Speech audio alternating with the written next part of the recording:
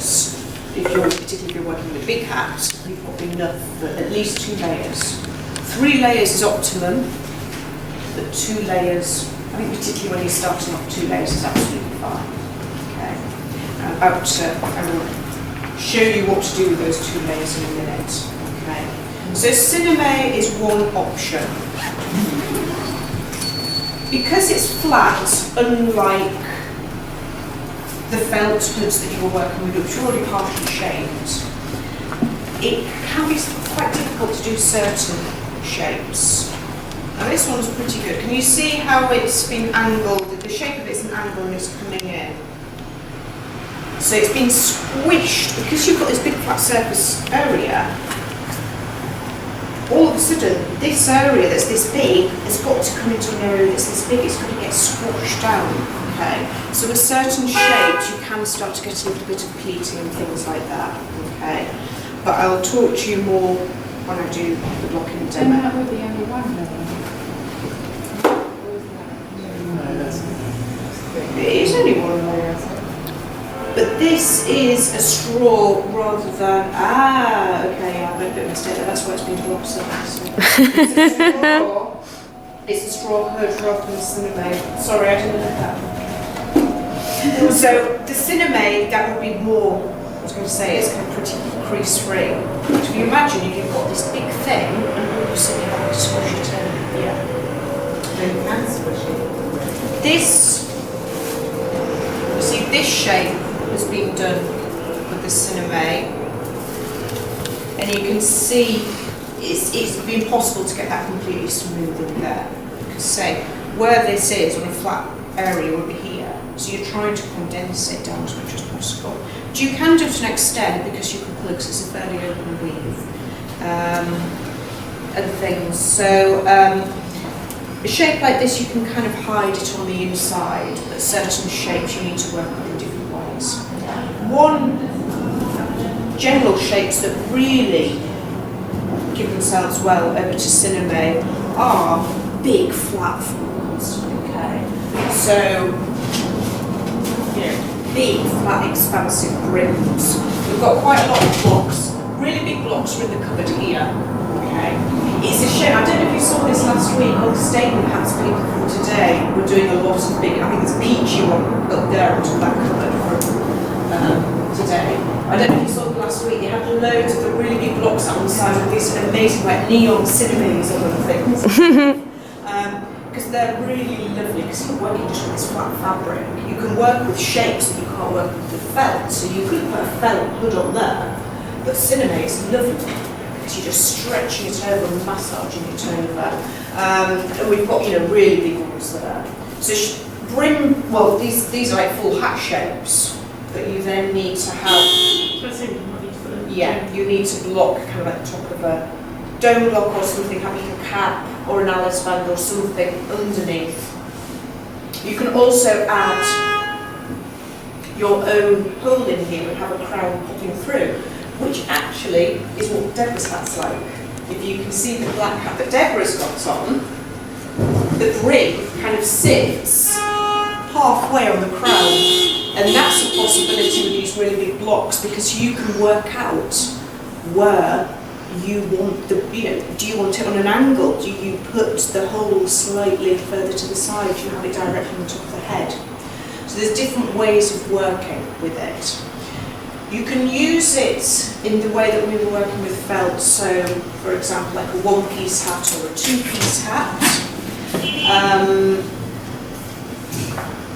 But yes, it's good to really take advantage of what's sinamay and to make life kind of good for yourselves as well. So that's sinamay. I am going to a little bit later on get out, once I've managed to clear all this away, I'm going to get out dye pots and show you how you can paint on sinamay and dye it as well. Okay. I don't know if you can see with this has been dip dyed. So it starts off very pale, it gets darker as it goes down. Sinamay is also, like with organdy, do you remember the rolled organdy that we did? You can roll the edges of sinamay as well. You need to dampen them slightly, and I do have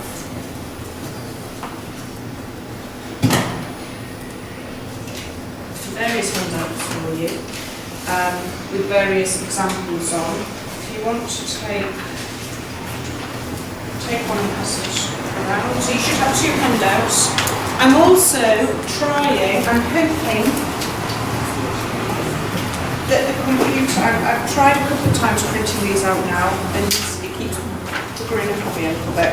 But hopefully by the end of the session I'll have one of these each for you. This is from one of the hat magazines. Anybody heard of Bridget Bailey? What can you tell us about Bridget Bailey? Yeah, is it? Yeah. Really? She's a real flower specialist, and she's a real sinamay specialist. She does do like summer courses and kind of short courses and things here, and she's brilliant. She's the real master of sinamay flowers, and this is 8 pages long, so it's quite involved. But it's really well described because she's such a master. The way that she's talking about it, just things like a fine weave sinamay is best for this. You can use stiffened sinamay, or you can stiffen your row, and then she explains to you about stiffening it. So it's very involved instructions. So anything that I'm missing out on things, you can refer to. So she's showing you how to cover an Alice band. She's basically showing you how to make a tulip on an Alice band like this.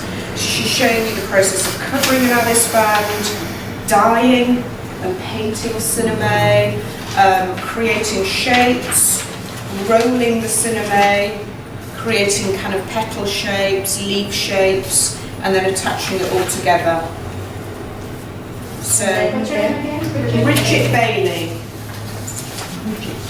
But as I say, I'm hoping that the computer has been my friend and has. It's because I've scanned them and I left them, and it was like every single page it was sending through separately. Oh. So it'd do one person's and then it'd do the next person's. It's like, you've already sent it credit. So fingers crossed. So the handouts that you do have at this point in time are just some explanations. Has everybody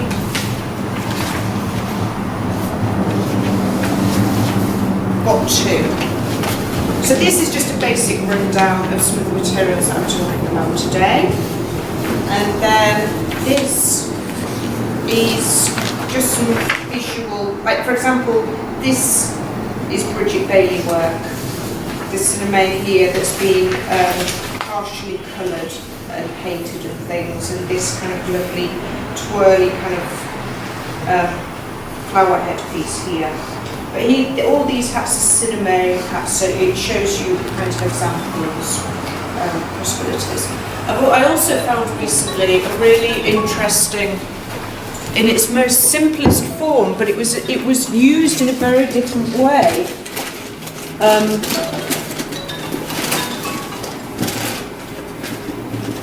This one here, that is sinamay. That's what I was talking about. So it's almost like it's draped rather than blocked. There's a wonderful, from quite a few years ago, a wonderful Yohji Yamamoto sinamay hat as well, which was just, because one thing about sinamay is that you can frays quite a bit and you can utilise that fraying process. And it was just a very simple kind of dome, shallow dome crown with a brim, square, so it was literally a square of sinamay, or a couple of layers of it, that had the hole cut in the middle with some tabs to attach it to the crown, and then the edges of the sinamay had just been frayed. So you had this kind of square shape, or rectangular shape, coming just with the softness, again just used in the simplest manners, which is just because sinamay is used in a very particular manner in shops, isn't it? Which is one way of working with it. And so it's always quite interesting when you see, oh, that's being made out of sinamay. It's a completely different way of working with it. So it's there to be utilised in lots of ways.